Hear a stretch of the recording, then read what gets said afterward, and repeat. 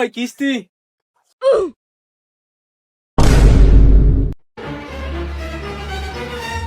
আসসালামু আলাইকুম স্যার, এনে ধর কিস্তি নে।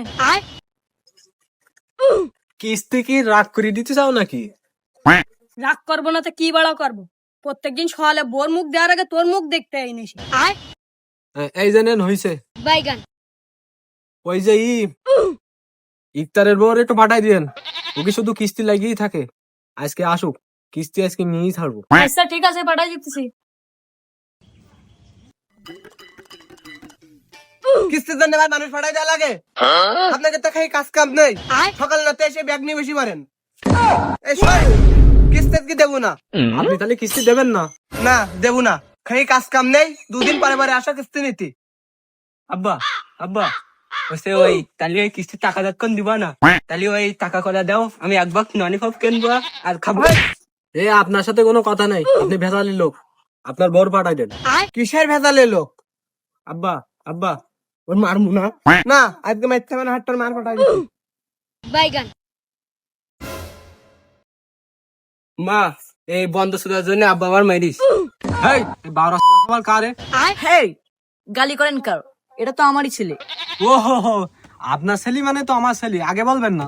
এ মা, এটাও কি আমার আব্বা? হ্যাঁ, একদিন আইছিল। ভাবে কি যে কর না। আর করেন না, আপনার ভাই ঠিক মতন কাজ কাম করে না, ছেলের প্যাম্পাস কিনতে হয়, ছেলের প্যাম্পাস কিনলেও হাগে না কিনলেও হাগে, আর দুধের খরচ, আর আপনার ভাই বাড়ি যে ঝাড়ি মারামারি করে যে কিস্তি দেওয়া লাগবে। এখন আমি বলতেছি কি, এই মাসে কিস্তি নাই নেন। ধরো আপনি জান কেন, আপনার কিস্তির টাকা দিত কইস কিরা? সাবালিটা 1200 দাইস বাপের মতন দে। নুন হয়ে ওরাম করিস নি, ওটা তোর আব্বা হয় না? এত টাকার কিস্তি মাগনা শোধ করে দেবেন কি করে? ভাবে আপনি আইছেন এটাই কত না। এ বাবা তুই টাকা নি অন্তত যা।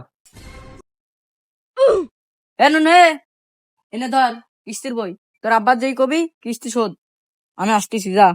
এ ভাবি এখন কেউ নেই, চলেন। হ্যাঁ হ্যাঁ চলেন।